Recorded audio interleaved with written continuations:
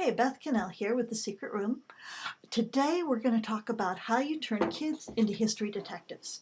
Now, you've already started this process. Did you realize that? The first time you met these kids in your classroom, you asked them their name, their age, where they're from, what their family is like, how big, how many. You asked them what they like to do. And when you did that, you were asking them questions about what fascinates them most in the world, themselves. It's human nature. It's fine. And for kids, it's standard. What's most interesting is what they already know, what they already want to tell you about.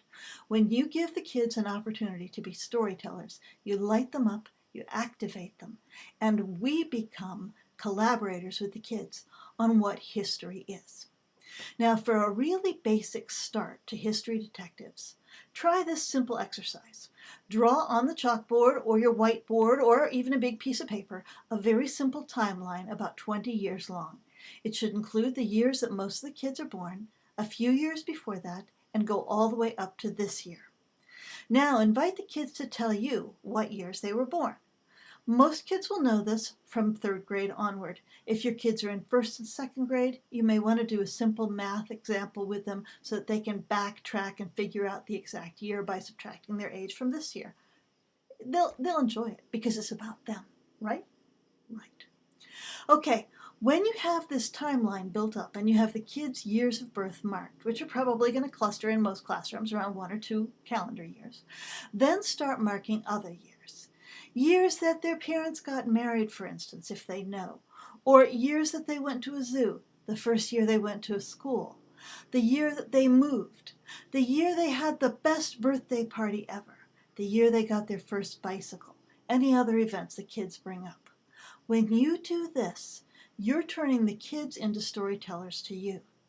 The next thing you want to do is turn the kids into people who expect stories to be told to them. So your second timeline is your timeline.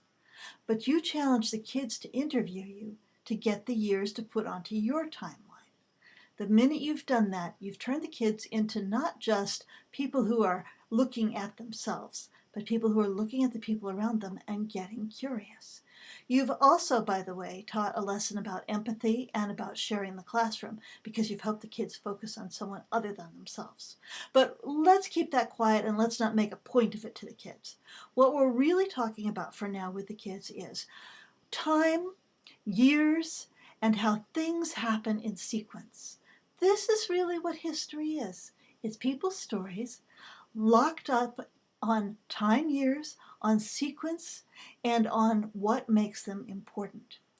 The Secret Room all takes place in one autumn, but it depends on what's happened to 2 girls, Shauna and Thea, who are in 8th grade and who have a sense already of what's been important in their lives so far.